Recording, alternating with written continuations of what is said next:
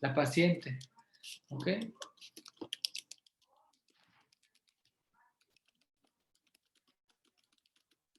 Sí, doc. Entonces, ese es lo principal. Dame un segundito, nada más para el final. Principal motivo que vemos en lupus y en el embarazo. Las demás enfermedades inmunológicas tienden a mejorar. ¿Ok? Entonces, lo que habías comentado, por ejemplo, en el caso de artritis reumatoide, una vez que se finaliza el embarazo, tienen un agravamiento de la sintomatología. Las pacientes con artritis reumatoide toman paracetamol, toman prednisona, incluso el reumatólogo les disminuye las dosis. Sin embargo, e incluso a veces se llegan a suprimir, a quitar completamente los medicamentos. Una vez que nace el bebé, en el puerperio puede tener un agravamiento. Otro tipo de estas enfermedades es el hipertiroidismo, ¿ok? La enfermedad de Creutzfeldt-Jakob, ¿ok? O el hipertiroidismo es una enfermedad inmunológica en la cual hay anticuerpos que atacan la tiroides y secretan mayor hormona tiroidea. Entonces, estas pacientes o les hacen una ablación, es decir, yodo radiactivo, o toman medicamentos antitiroideos, es decir, medicamentos que inhiben la formación de la hormona tiroidea. Cuando se embarazan, notan una mejoría, es decir, se tiene que, como la inmunidad se ve suprimida, disminuye el consumo de los medicamentos antitiroideos porque mejoran. Pero cuando está en el puerperio, una vez que se restablece la inmunidad, pueden empeorar. De hecho, las tormentas tiroideas en las pacientes embarazadas se ven más en el puerperio. Una vez que nace el bebé, ¿ok? Se restablece la inmunidad y son más propensas a tener una tormenta tiroidea. ¿Okay? Eso ya lo vamos a ver en tiroides y embarazo, pero esa es una de las causas, ¿no? El motivo de la progesterona. Bueno, déjenme ver dónde quedó mi CTO, mi imagen de CTO que estábamos. Acá está. Listo. Bueno, continuando con nuestro tema.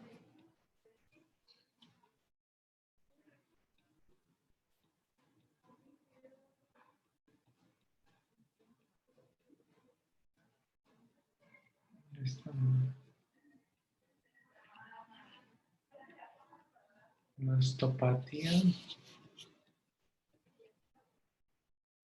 Listo. ¿Yo puedo compartir pantalla?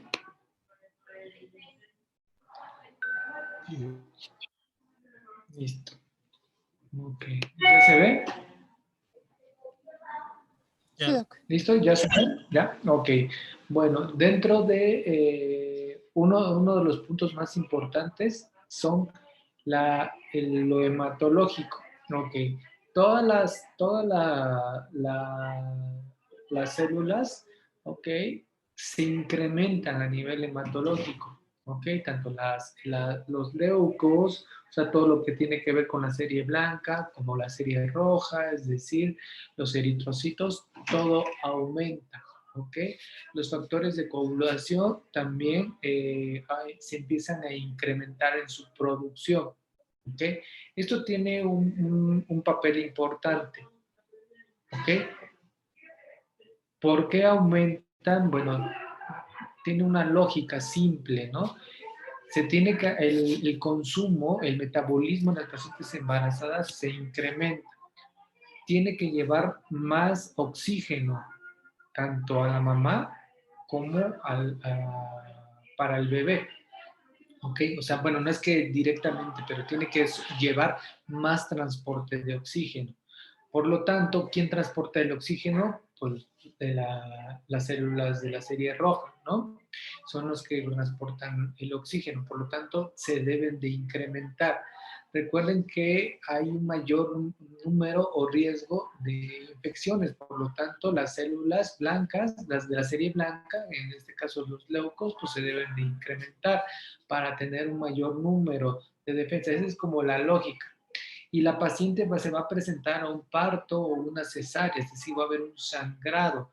Por lo tanto, los factores de la coagulación se deben de incrementar. ¿Ok? Y como está en una serie de actividad y de metabolismo, los reactantes de fase aguda también se incrementan, como la PCR y la BCG, el volumen de sedimentación globular, sin que haya datos de alguna infección. ¿Ok? Bueno, sin embargo, así como se incrementa, ¿ok? También se incrementa la retención hídrica, es decir, el plasma. Esto se debe a un efecto que tiene la progesterona, de un efecto mineralocorticoide débil. Es el motivo por el cual hay una retención hídrica, ¿ok? Y es por eso, ¿ok? Se incrementan las células blancas, las células del componente sanguíneo y se incrementan los niveles de líquido o de, ¿cómo se llama? Oh, se me fue la palabra. Voy a decir, de suero, digamos, de suero sanguíneo.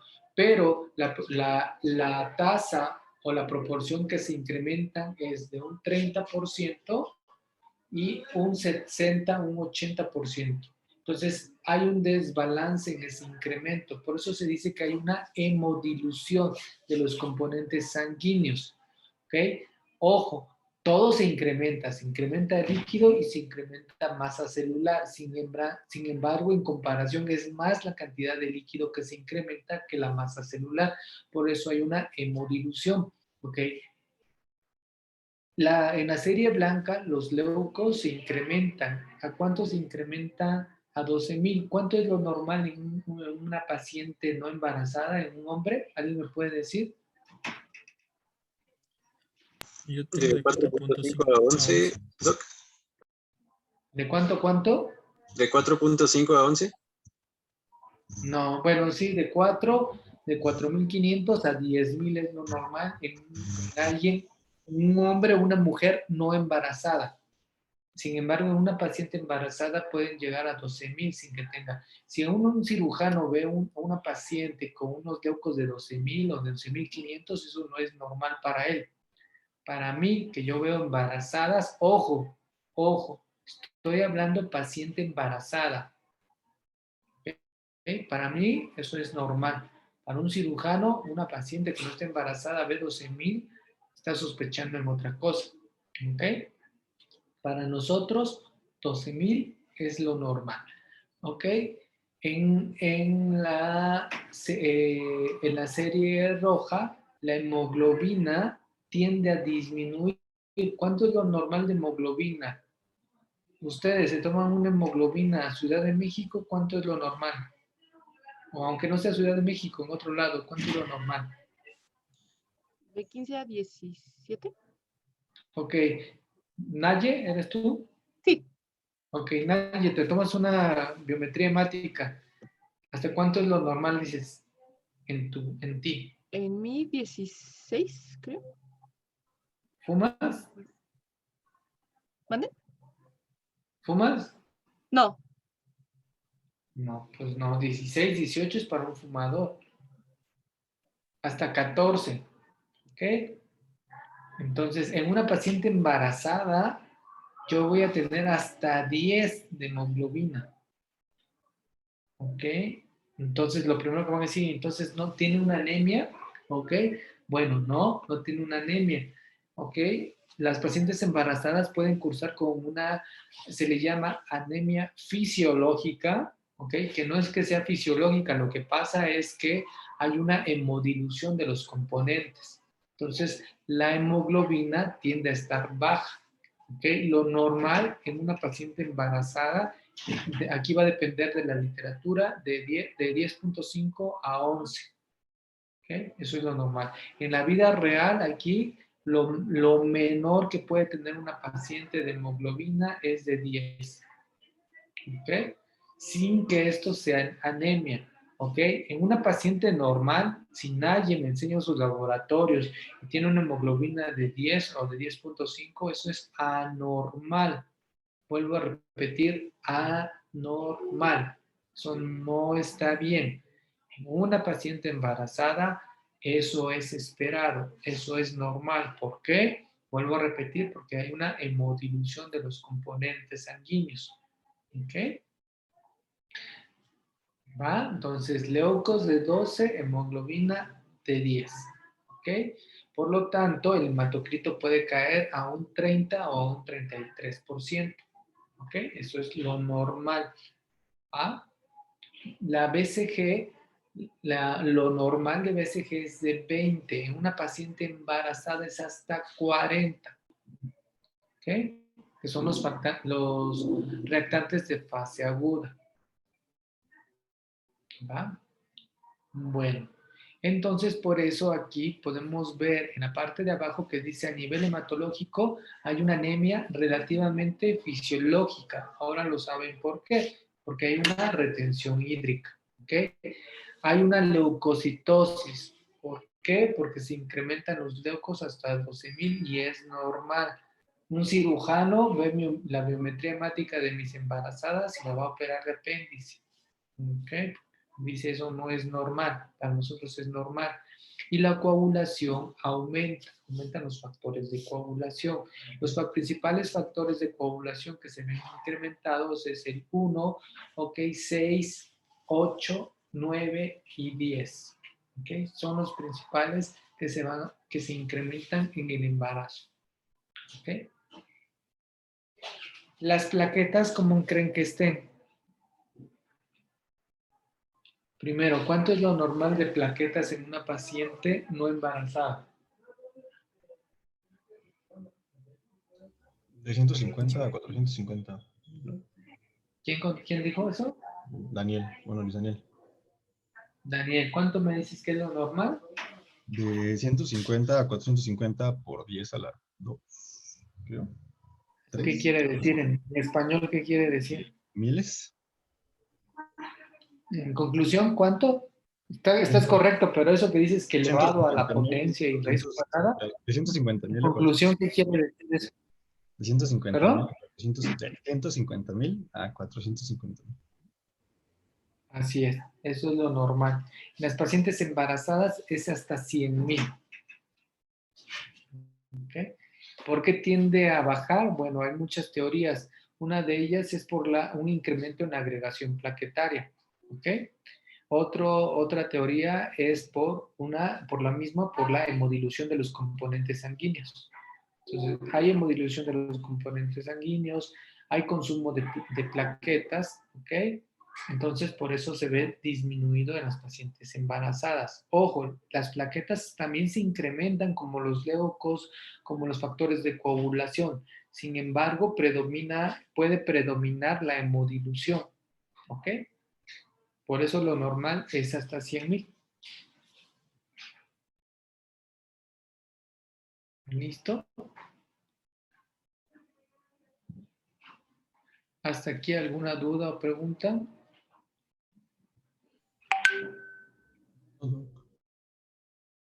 No, doctor. Bueno, urinario, ya vimos gastrointestinal.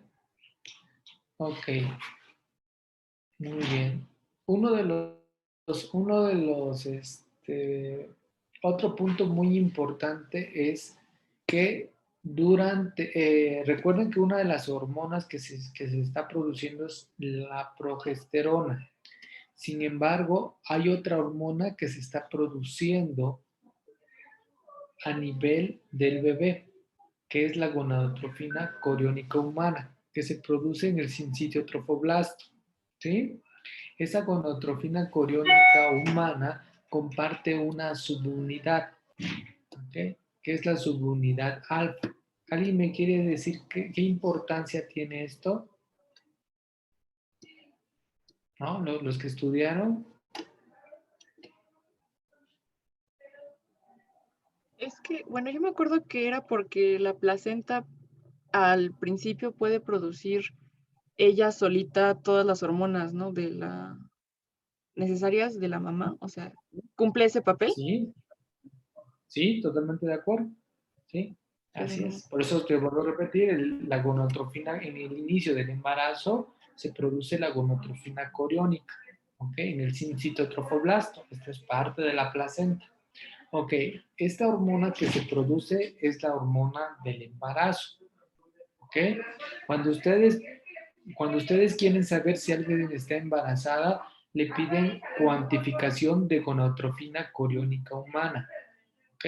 Ese es cuando una amiga, una conocida les dice, ay, es que no tengo miedo de estar embarazada, ustedes no, bueno, cualquiera puede pedir una prueba de embarazo. Sin embargo, ustedes desde el punto de vista médico o de estudiantes de medicina deben decir, te debes de tomar una fracción beta, así se dice acortado, ¿no? O una cuantificación de gonadotrofina coriónica humana.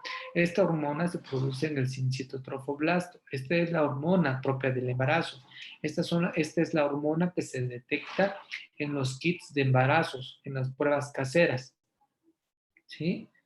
Esto es lo que determina la prueba casera, si hay gonadotrofina coriónica, sí o no.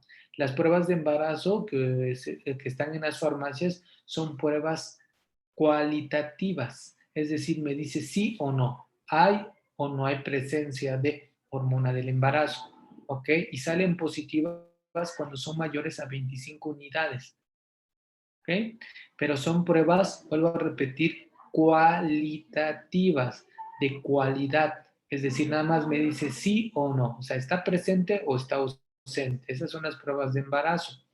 Esa es la hormona que se produce en el embarazo, la gonadotrofina coriónica humana, fracción beta. ¿Ok? Cuando ustedes hacen una muestra de sangre en el embarazo, también la pueden hacer cualitativa, es decir, sale positivo o negativo. Sin embargo, nosotros muchas veces lo que utilizamos es la cuantificación, es decir, que me mida el nivel de las hormonas de la gonadotrofina coriónica humana fracción beta. Quien vaya a dar embarazo ectópico debe de ya si ya empezó a preparar su tema, ahora, ok, va a ver que se necesita la cuantificación para el diagnóstico diferencial. ¿Ok? Se tiene que pedir una cuantificación, ¿ok? Para saber hacia dónde me voy en el algoritmo de embarazo ectópico. Eso ya lo vamos a ver con calma en embarazo ectópico. Bueno, esta hormona, ¿ok? Comparte una subunidad, es decir, se parece a otras hormonas, ¿ok? ¿Con quién comparte esa subunidad? Y por eso dice que se comparte la subunidad alfa, porque comparte la subunidad alfa con la TSH, LH y FSH. ¿Cuál es la TSH? La hormona estimulante de la tiroides. Comparte la unidad alfa con la FSH, ¿ok? La hormona folículo estimulante, y comparte la subunidad alfa con la hormona luteinizante. Quiere decir que tiene cierto parecida a estas hormonas. Por eso, cuando ustedes piden la prueba de embarazo, piden fracción beta. Que si piden la fracción alfa, puede estar elevada. Y puede estar elevada porque están midiendo las otras hormonas que se parecen. ¿Sí? Por eso se pide fracción beta. La fracción beta es la específica del embarazo. Por eso cuando a ustedes piden en el consultorio una prueba de embarazo, ustedes piden fracción beta. ¿Va? Bueno, esta hormona se va incrementando en el embarazo y comparte su unidad alfa con la TSH, o sea, con la hormona folículo de la tiroides. Entonces, en conclusión, ¿qué creen que haga la gonadotrofina si se parece a la TSH?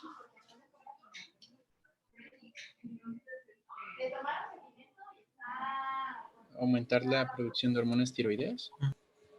¿Ok? Iván, muy bien. Dime cómo la va a incrementar. Explícamelo como así. Va más bien, es correcto, pero explícamelo cómo. Pues No es así que llega a la célula y a través de la enzima no sé qué y desfosforila o fosforila. No, nada más grandes rasgos. Ok. pues básicamente aumentaría la captación de yodo y con ello la formación. Ok, sí, pero a lo que voy, Iván, ok, la gonadotrofina coriónica humana, fracción beta, se parece a la TSH.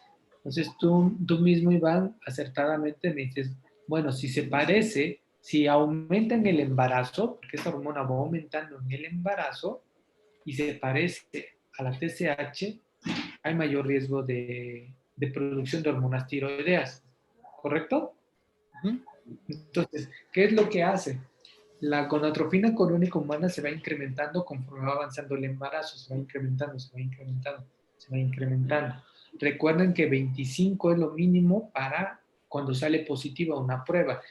Se dice que la gonadotrofina coriónica humana se duplica su valor cada 2 días. Esto quiere decir que si en un día tal, un ejemplo, en un día tenemos 100 unidades de gonadotrofina coriónica, en 2 días se va a duplicar. ¿Cuánto es lo doble de 100? 200 ¿Okay? Y después de 200, después de 2 días, ¿a cuánto llega? a 400 Y después de otros 2 días, a 800. y así se va duplicando.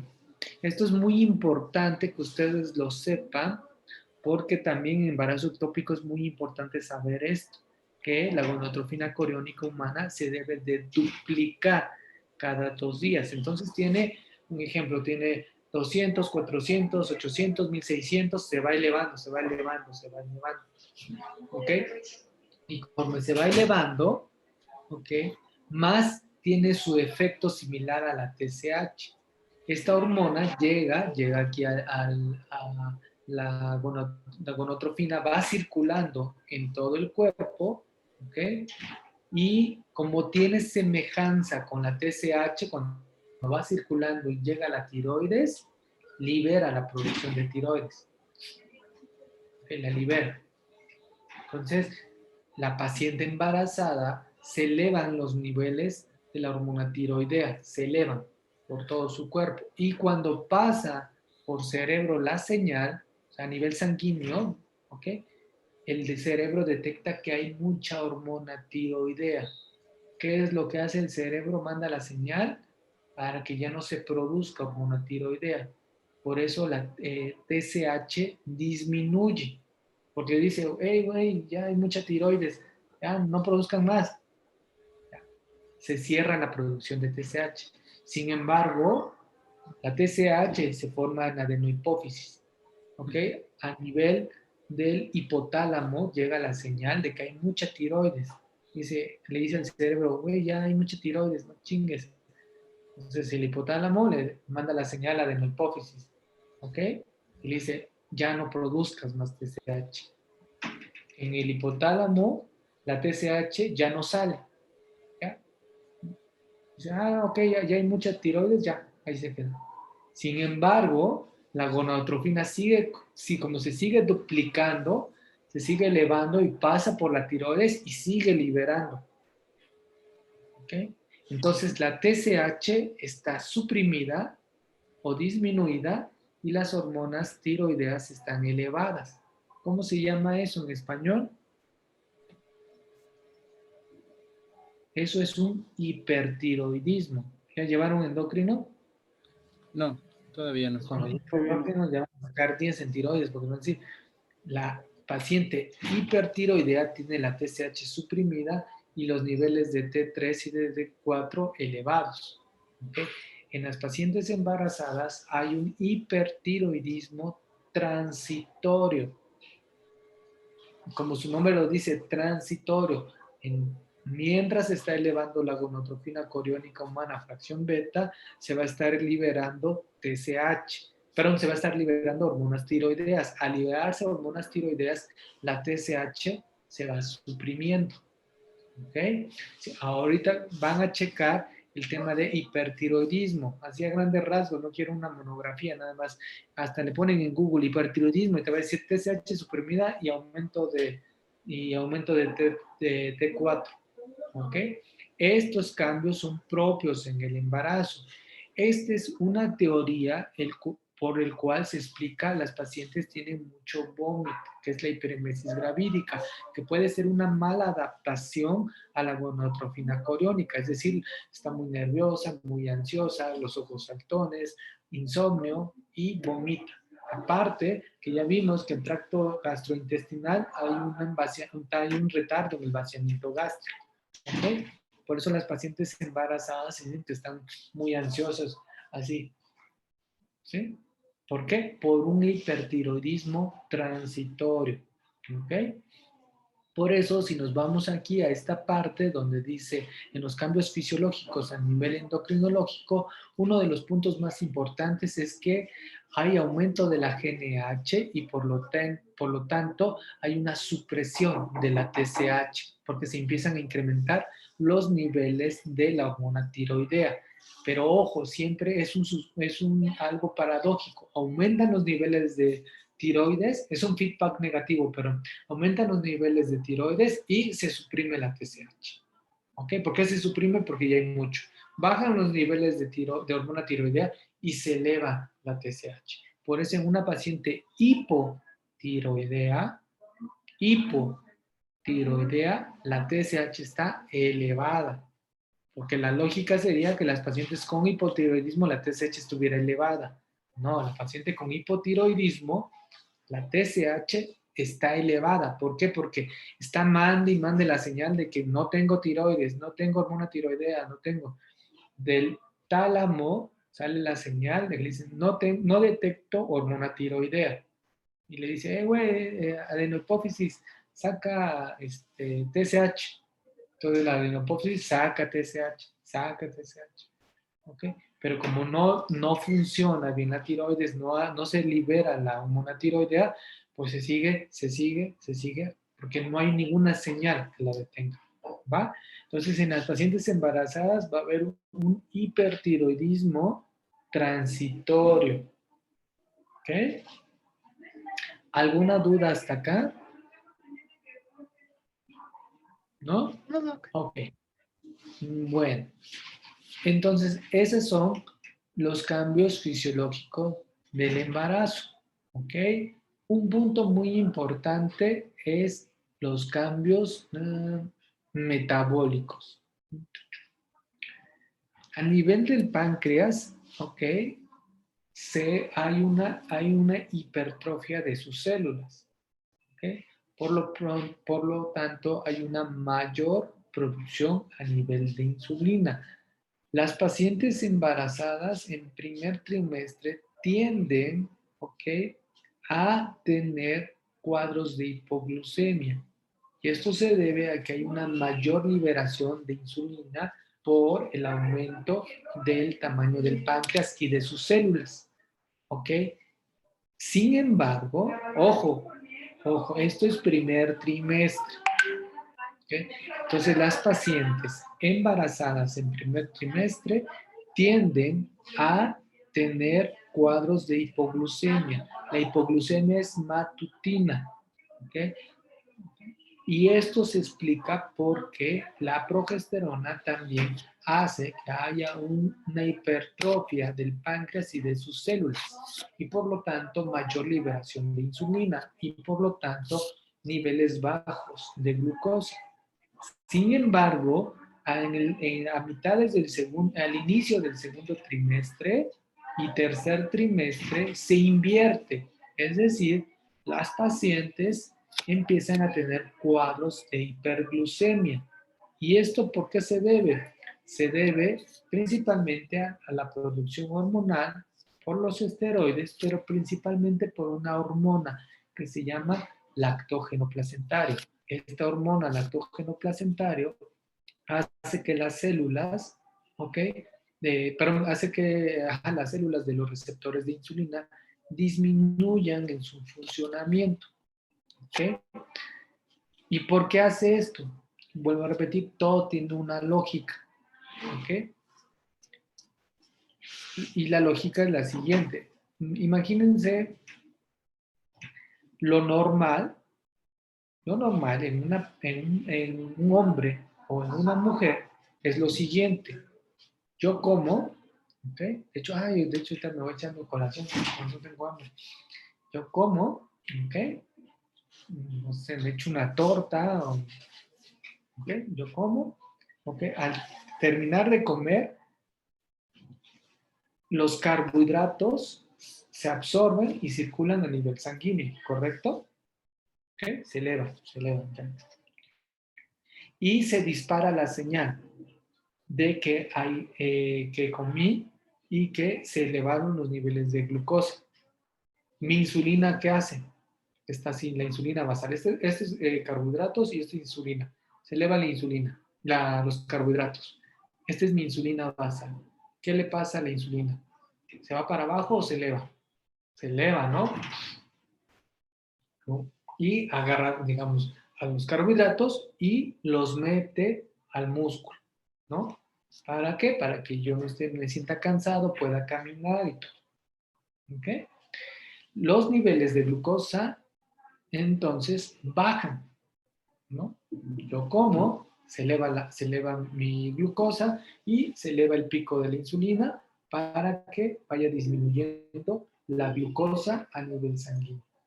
¿Cuánto en una hora, a cuánto debe de bajar mi glucosa si no soy diabético? Fisiología de segundo año. Menos de 100. ¿Ve? Ah, En una hora, ¿en cuánto debo tener la glucosa? Y en 2 horas.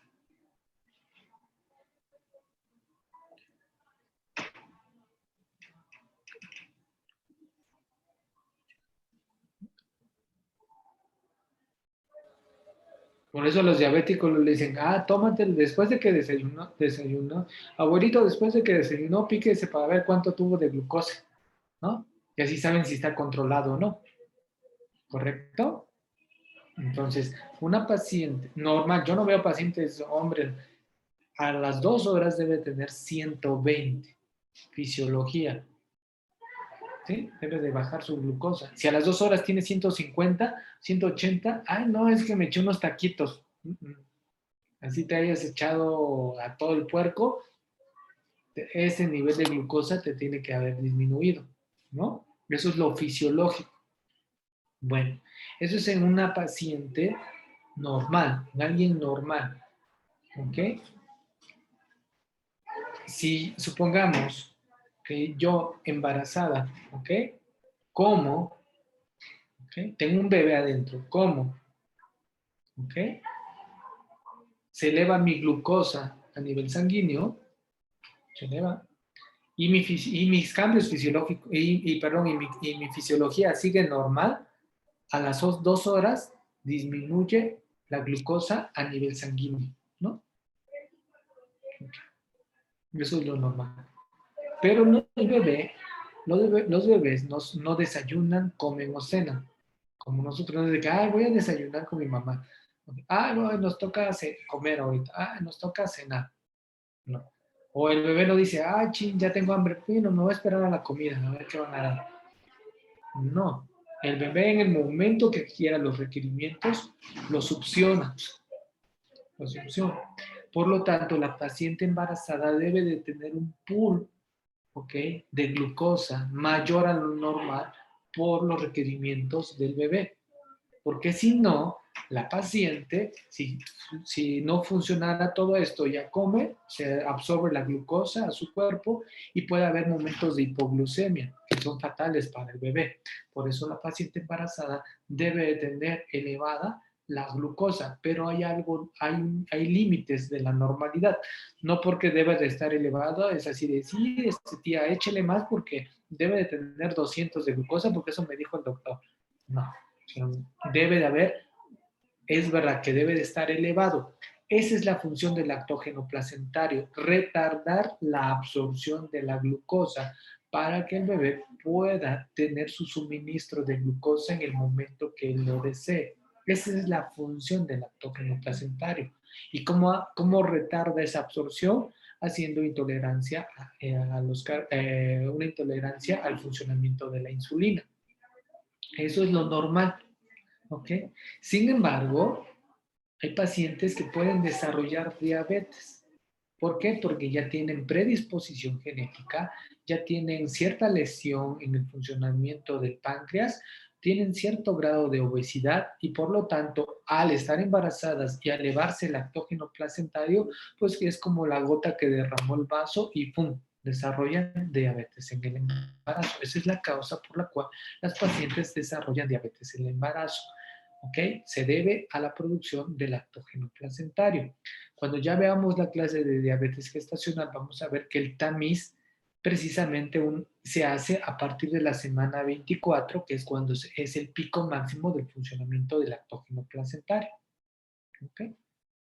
Y sin ver el tema todavía, ¿ok? Entonces ya saben que hay pacientes que desarrollan diabetes gestacional, es decir, diabetes en el embarazo, ¿correcto? ¿Y qué pensarían? Pregunta, ¿qué pasaría si ustedes ven a una paciente a las 8 semanas con una glucosa de 140 en ayuno? ¿Qué pensarían? Pues que está demasiado elevada para el trimestre en el que está, ¿no? ¿Ok? Naye, ¿cuál es lo normal en ese trimestre? 100, No me de 70 a 110, dijo, ¿no? Naye, lo bueno que lo están grabando para que... O en la embarazada o en una persona normal, es que ya no entendí la pregunta. No, embarazada. Llega una paciente embarazada a tu consultorio 8 semanas. Tú no me digas de temas, es que no lo hemos visto. Cambios fisiológicos. Solamente razóname con los cambios fisiológicos que has visto. ¿Ok? Llega con 140. Primera pregunta, ¿es normal o anormal? Es anormal. Ok. ¿Por qué es anormal, Naye? Porque en el primer trimestre, o sea, tiene que haber hipoglucemia, dijo, ¿no? Eso es. Tiende que haber una hipoglucemia. Tienden las pacientes a tener hipoglucemia. ¿Correcto?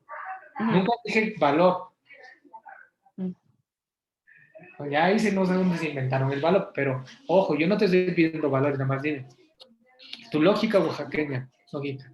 Ok, entonces, cambios fisiológicos, doctor, pues digo que es anormal porque en primer trimestre tienden a tener hipoglucemias. ¿Verdad? ¿Me estás diciendo? Ok. Y si yo te digo, haz de cuenta, yo soy la paciente, pero digo, no, doctora, pero es que ayer me cené, fui a echarme unos tacos al pastor y como hacía mucho calor, me eché una cerveza. ¿Usted cree que haya sido por eso? No. Ok. ¿Tú qué le vas a explicar? En primer trimestre, la paciente embarazada tiende a la hipoglucemia. Oiga, pero a mi comadre le hicieron una prueba a la semana 30 y le dijeron que todo bien y tiene menos que yo. ¿Y por qué usted me dice que tengo diabetes? A mi comadre se le hicieron a las 30 semanas. Pues porque a las 30 semanas ya hay un exceso de glucosa en sangre, entonces ahí ya sería normal, pero en el primer trimestre tiene que estar baja porque se tiende a la hipoglucemia. Ok, correcto. Entonces, bueno, ya después vamos a ver los valores en segundo trimestre, lo que es normal y anormal, pero la lógica es que en segundo trimestre tienden las pacientes a tener hiperglucemias por el lactógeno placentario, pero en primer trimestre no. Entonces, a esa paciente con vamos a ponerle 140 en ayuno, ¿tú qué le dirías? ¿Que es diabetes o que no es diabetes? ¿Qué es diabetes? Diabetes. ¿Y qué apellido le pondrías? ¿Gestacional porque está embarazada o tipo 2? No, sería tipo 2 porque el embarazo todavía no lo está generando. Exactamente. Eso es. El embarazo va a producir diabetes en el segundo trimestre. Si la diabetes aparece por el embarazo, va a ser en segundo trimestre, porque la responsable, ¿quién es? El lactógeno placentario. ¿Y cuándo es el pico del lactógeno placentario? Segundo trimestre. Pero ahora sí dije semanas. ¿Qué semana les dije? No la noté. Semana 24. Hacemos las pruebas de diabetes gestacional. ¿Sí? Antes no. ¿Por qué? Porque si antes hay problemas de glucosa, ¿qué quiere decir? Que la paciente ya era diabética. ¿Ok? Ya ven, ya si veo en el tema, ya pueden saber diabetes gestacional, ahora ya pueden hablar cuando va. Y hay pacientes así que tienen 8 semanas o 10 semanas acá, y es que me dijeron que soy diabética, doctor. Ah, sí. Sí, es que tuve 150, pero yo creo que nada más es por el embarazo, por eso es diabetes gestacional, pero no. Paciente, lamentablemente, antes de embarazada, muy probablemente era diabética, lo malo es que nunca se hizo un estudio, y embarazada, pues ya detectamos en los estudios prenatales que tiene los niveles de glucosa elevados. Oiga, doctor, una pregunta. ¿Ok? En la diabetes gestacional, ¿se tiene que esperar hasta el segundo trimestre para mandar la prueba de O'Sullivan o se puede hacer desde el No, se principio? puede hacer, ok, ya cuando lo vemos en su momento, vamos a ver que se puede hacer desde antes en pacientes con factores de riesgo. Es decir, si la paciente un ejemplo, este caso que le estaba comentando a Nayi, vamos a volver, un ejemplo, una paciente que tiene 10 semanas, tuvo antecedente de diabetes gestacional, tuvo un bebé macrosómico en su embarazo previo y tiene sobrepeso, pues muy probablemente le pueda adelantar la prueba. Ah, ok. ¿Sí? Sí, gracias, Esto doctor. ya lo vamos a ver en los algoritmos de cómo manejar a las pacientes. Si una paciente de bajo riesgo, primer embarazo, vegana y que cero, ¿cómo se llama? ¿Cómo se me fue? Este, Doctor, ¿y cómo sería el comportamiento en el tercer trimestre? El lactógeno placentario nos dijo que el pico era la 24, entonces aumenta, tiende a aumentar ¿sigue y aumentando? es cuando, exactamente, y es cuando hace su efecto de que empieza a haber cuadros de hiperglucemia en las pacientes. Ah, ok. Va que va. ¿Alguna otra duda o pregunta? ¿Cuál sería el curso a esperar en una paciente que encontremos, por ejemplo, esos 140 en el primer trimestre y luego cómo se comportaría con el lactógeno placentario? ¿Que sería un mal pronóstico? ¿Tú qué crees? Yo diría que sí. Que sí, que. ¿Mande? ¿Tú qué dirías que sí que? Que, que tendría una tendencia a empeorar y a tener complicaciones de diabetes en el embarazo. Ya lo resolviste. Así es. Eso es lo que le va a pasar a la paciente. Pero para eso vas a tomar las medidas, ¿no? Le vas a decir, señora, lamentablemente es diabética, vamos a iniciar manejo, dieta, metformina, insulina y todo. Si no lo haces, va a pasar lo que tú me dices. Exacto. ¿Alguna otra duda, pregunta? Déjame ver qué. ¿Cuánto es el límite, doc, en el segundo trimestre ¿De qué? de glucosa? ¿Hasta No, cuánto se... lo normal en una paciente embarazada es 93 a 95. Ya en todos los trimestres. En todos los trimestres eso es lo normal. Ok, gracias.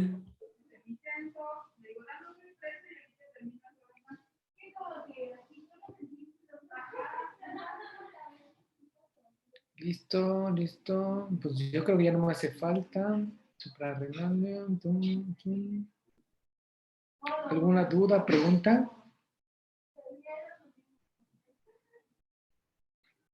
Estoy viendo si me falta algo. No.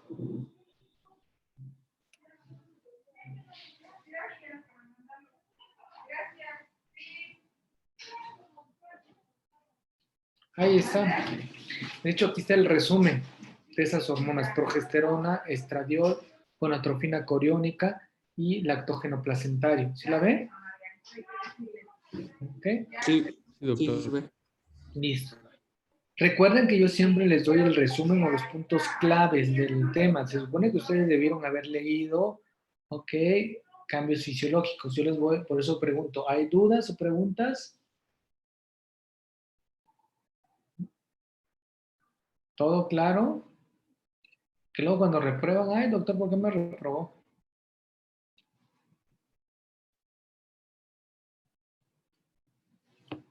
¿Listo? ¿Nada? ¿Seguros?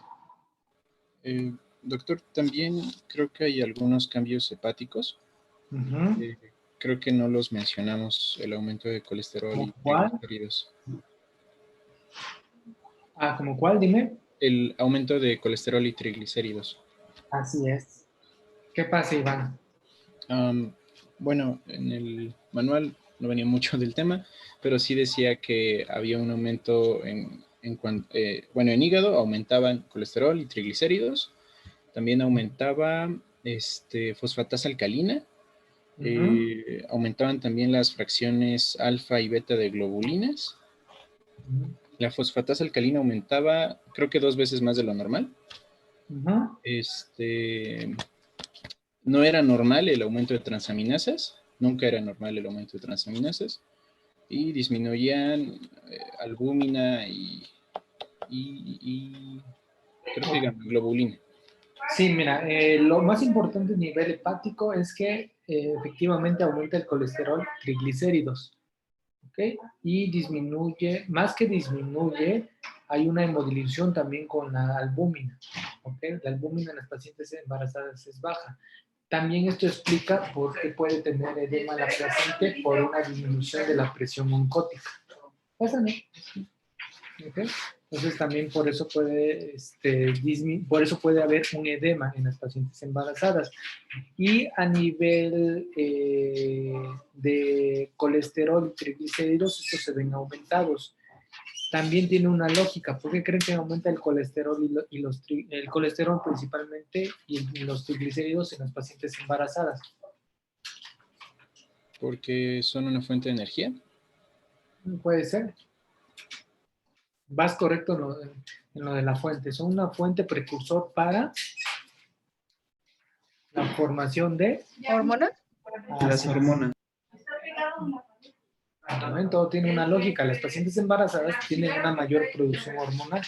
Y la base para esa producción hormonal, ¿qué es? El colesterol. El colesterol, efectivamente. Yo siempre les digo que es que el ladrillo de las hormonas, ¿no? ¿Se acuerdan cuando vieron bioquímica? Que vieron el ciclo pentano, fenilidrin y no sé qué cosa. ¿Cuál era la base?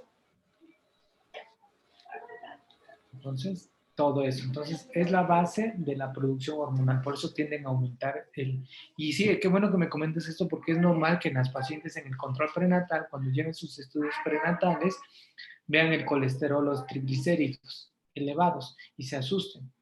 ¿Okay? Entonces, ustedes cuando vean a esta paciente, los normal de triglicéridos, estos a 150 pueden llegar a 200, 250 y es normal. Y el colesterol, ok, puede llegar igual a 2 o a 300 y es normal.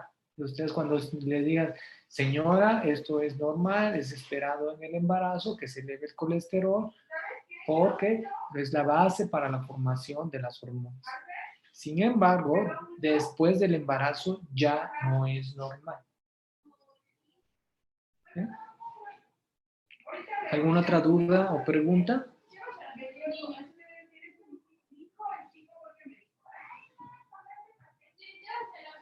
¿Nada? ¿Seguro? ¿Listos para el examen?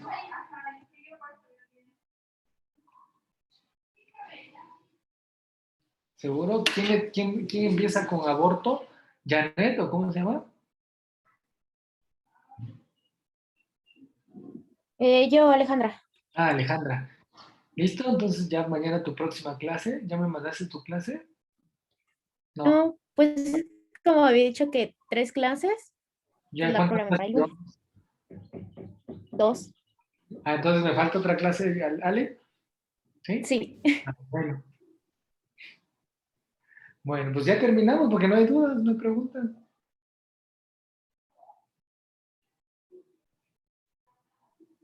Profe, ¿y de fisiología del embarazo, usted tiene como idea de cuáles son las que más preguntan en el ENARM? Lactógeno placentario es una.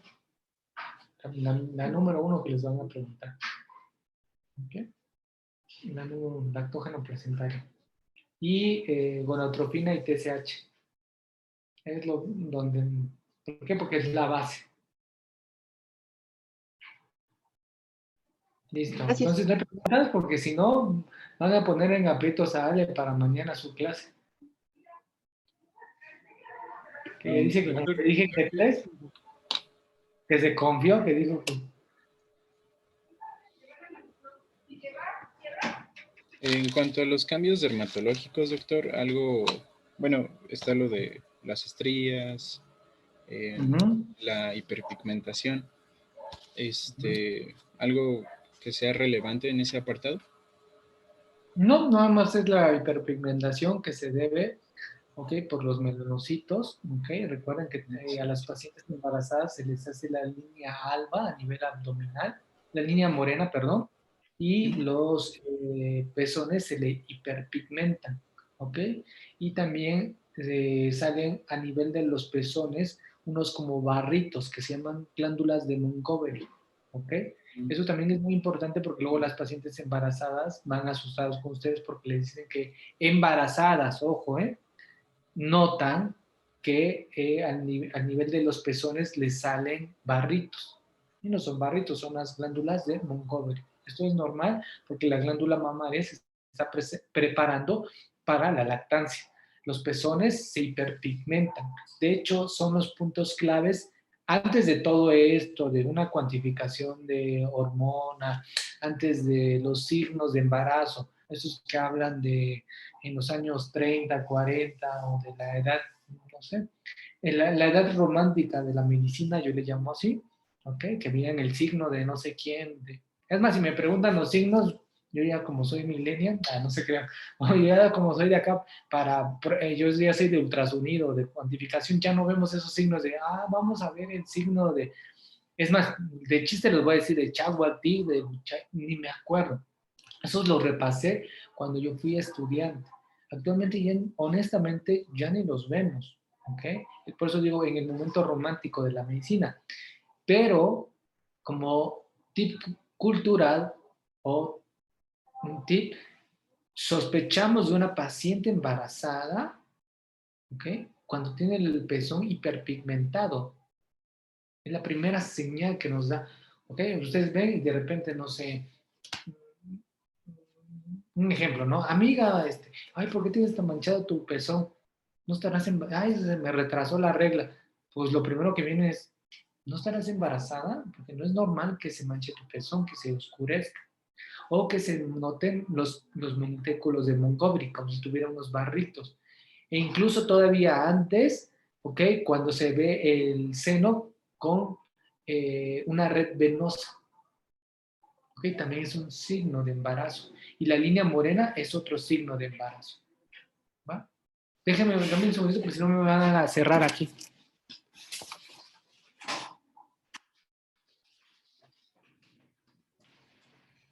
La línea morena, ya, o sea, signos claves de embarazo. La paciente está embarazada. Claro, que vas a las piernitas y, ay, que tiene unas arañitas, pues te va a dar una cachetada porque le va a decir que cómo tienes varices a esa edad, ¿no? Un ejemplo. Entonces, no son signos propios. Melasma sí, pero se presenta más en la semana 20, 25, 30 de embarazo.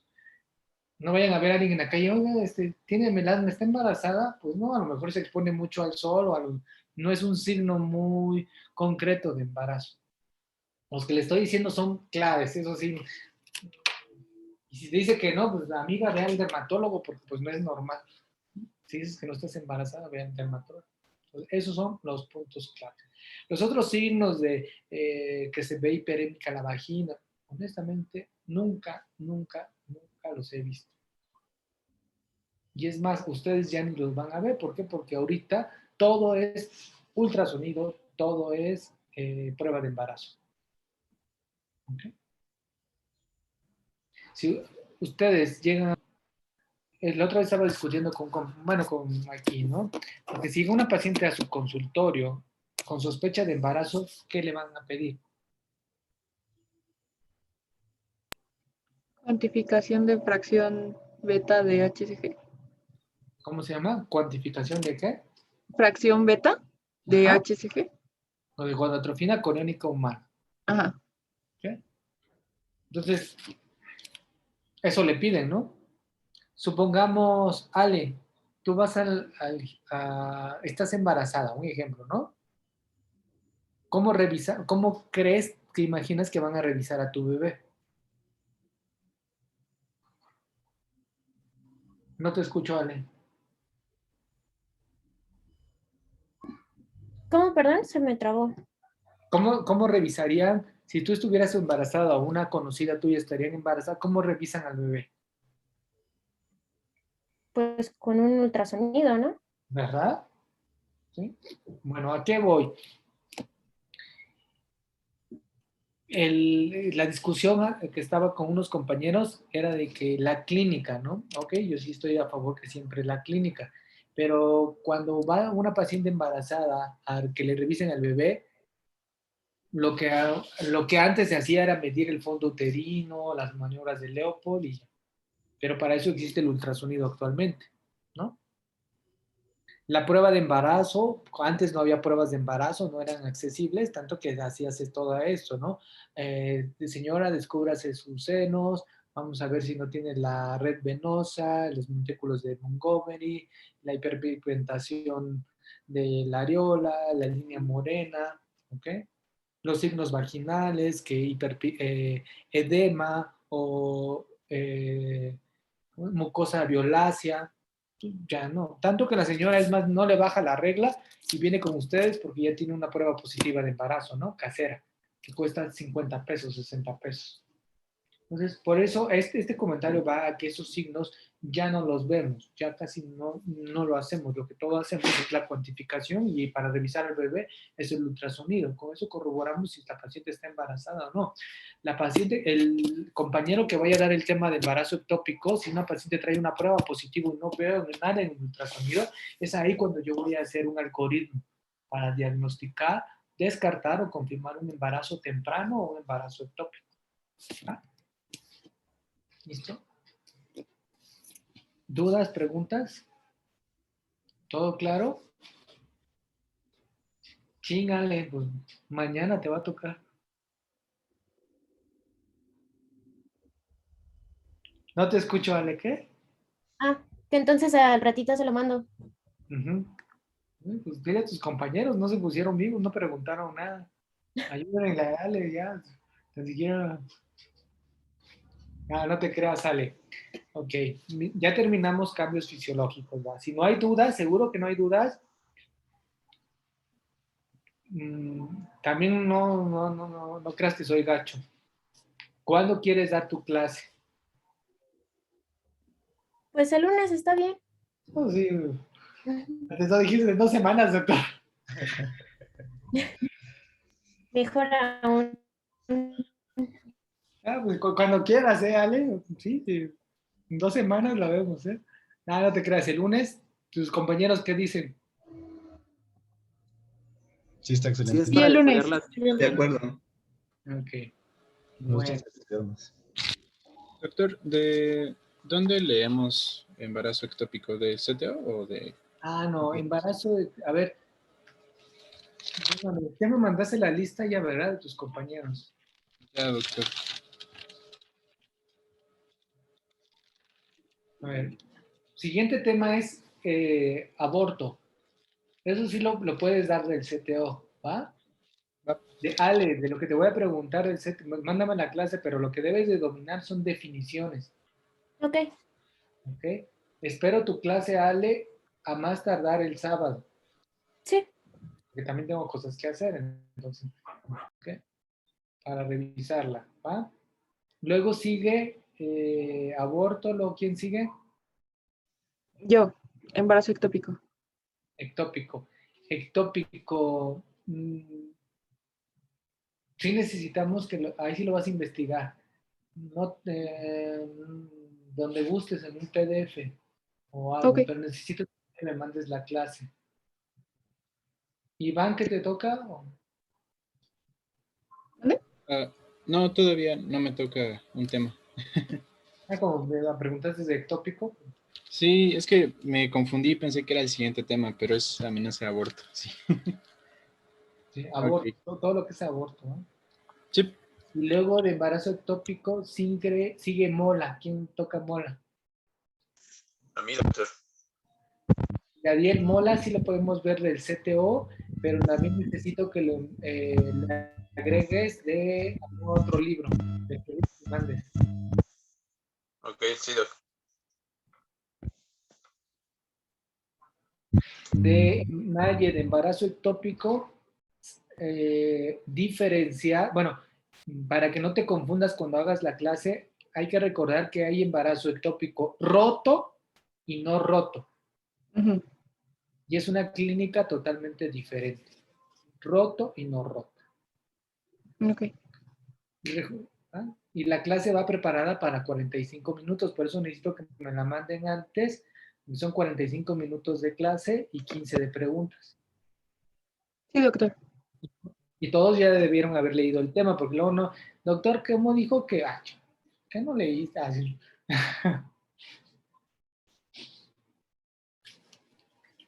¿Dudas, preguntas? ¿Seguro? ¿Todo bien?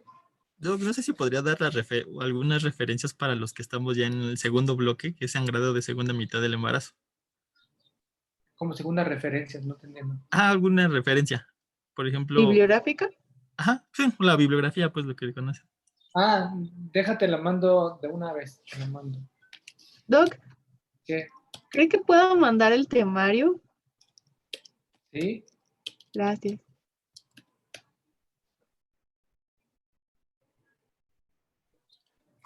Dame un segundito. A ver.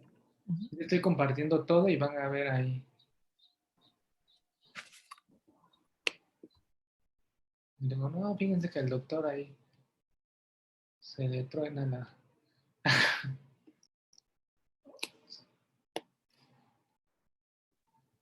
Oiga, doctor, ¿y no hay cambios pulmonares en el embarazo importantes? ¿Como cuál? Dime. No sé, era una pregunta. Hay cambios pulmonares, pero recuerda que yo siempre les voy a dar los tips de lo más importante. No, por eso no quiere decir que no te voy a preguntar cambios pulmonares. Ajá. ¿Cambia la capacidad vital? ¿Podría ser? ¿Cambia la qué? ¿La capacidad vital tendría que aumentar un poco? Más. ¿Qué La pasa pe- con una paciente que está embarazada? Ajá. ¿Va a respirar más o va a respirar menos? Más. ¿Y qué va a producir al respirar más? Taquipnea. Ajá, hay una taquipnea porque respira más. Ajá. Y las pacientes que respiran más, ¿qué hacen con el CO2? ¿Aumenta o disminuye? Aumenta. No puedo...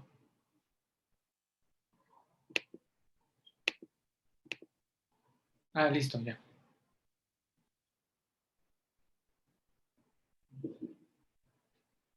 Ok, tú mismo dime, entonces respira más y ¿qué pasa con la paciente? Pues como ya lo habíamos mencionado, ¿no? Llega a tener una alcalosis respiratoria. Acá, y luego, Eh, de ahí puede derivarse un riesgo para el feto, ¿no? ¿ok? ¿Por qué un riesgo para el feto? Porque cambia el pH.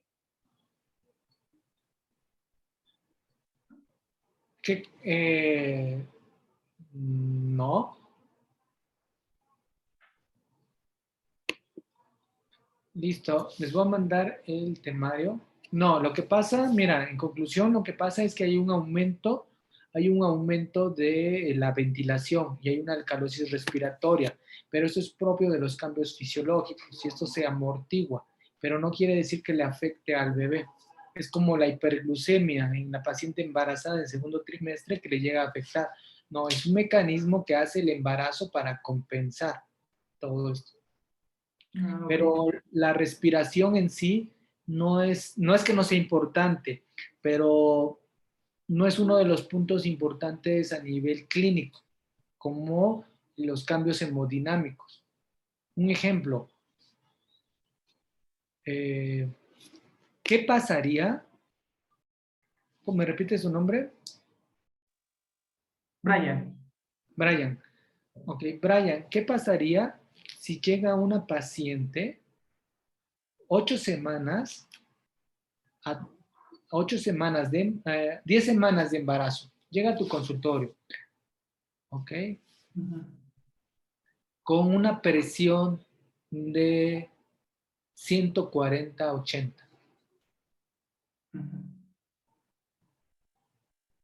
¿Qué le dirías a esa paciente?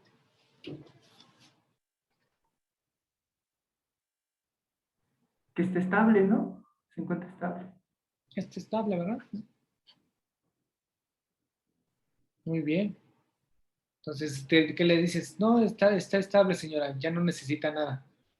O sea, no hay nada que preocuparse. Tendría que estar vigilando su presión para descartar hipertensión, ¿no? Pero bueno, ¿está estable o no está estable? ¿Por qué le tengo que momento, vigilar? ¿Eh? En ese momento, yo digo que sí. Sí, ¿verdad? No, ¿Quién dice que no? yo, porque recordemos que primero hay una hipotensión. ¿Ok? Entonces, si ya está embarazada, está muy por encima de lo normal. ¿Cuándo se presenta la hipotensión? ¿En qué trimestre se presenta la En hipotensión? el primera mitad del segundo trimestre. Ok, entonces cambios fisiológicos quiere decir que la paciente embarazada en primero, o sea, prácticamente primero y la primera mitad del segundo trimestre, o todo el segundo trimestre, la paciente maneja cifras tensionales bajas. ¿Sí? Esa es la conclusión, Daniel. Sí, Okay. ¿Y esto por qué se debe, Daniel? por el aumento bueno, por la progesterona principalmente, ¿Qué hace la porque va a ser progesterona? un vasodilatador. Va a dilatar los vasos y entonces va a haber una ¿Cómo disminución, vasodilata los vasos? porque va a disminuir la motilidad de músculo liso. Disminuye o relaja la musculatura lisa, ¿verdad? Sí. Entonces, ok. Entonces, ese es el punto importante que yo necesito que ustedes se lleven de los cambios fisiológicos. Los cambios fisiológicos yo creo que se van, ¿por qué? Porque tiene una traducción clínica importante. En este caso, Brian, que yo te puse de la paciente es hipertensa. La paciente no es normal. Esa paciente es hipertensa. Llega la paciente y yo le digo, doña Carmelita, discúlpeme, pero usted es hipertensa. ¿Por qué? Porque no es normal que una paciente embarazada a estas semanas de embarazo tenga esta presión. Eso ya es hipertensión. Entonces, puede ser preeclampsia. Ya cuando veamos preeclampsia es no, porque para que exista preeclampsia tiene que rebasar las 20 semanas. ¿Okay? Ese es el punto importante. Entonces, esa es la importancia de cambios fisiológicos, la traducción clínica que tiene. La alcalosis respiratoria o la taquipnea de la paciente embarazada es un cambio propio y que no tiene una traducción clínica relevante o prioritaria. Sí la va a tener cuando la paciente, un ejemplo, diga, es que me canso al caminar, al subir escaleras, siento que respiro un poquito más. Pues sí, pero son los cambios propios del embarazo, en conclusión. Pero una traducción clínica importante no la tiene. Habíamos hablado de la taquicardia. La paciente puede tener ciertas palpitaciones, pero cuando le toman la frecuencia cardíaca, pues puede tener 90, 98, 100, 105, sin que esto sea normal. ¿Okay? Porque la paciente puede tener una taquicardia. ¿Okay? Esto es para contestar tu pregunta, Brian. No porque no sea importante los cambios respiratorios, son importantes, pero una traducción clínica importante no es que no la tenga, pero no, de primera instancia no. Los puntos que yo les doy son los puntos claves, lo que deben de dominar o los puntos que deben de quedar muy claros. ¿Ah? Ok, doctor, gracias. ¿Alguna otra duda o pregunta? ¿No? Bueno, vuelvan a repasar el tema de cambios fisiológicos del embarazo. Si existe una duda antes de empezar la próxima clase, la resolvemos, ¿va? Entonces nos vemos el lunes con amenaza de aborto. Antes de colgar, déjenme les mando el temario.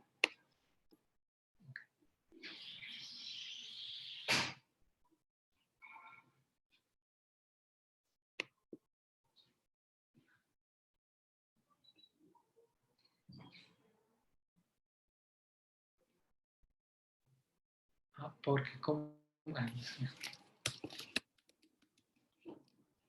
Listo, temario de clases.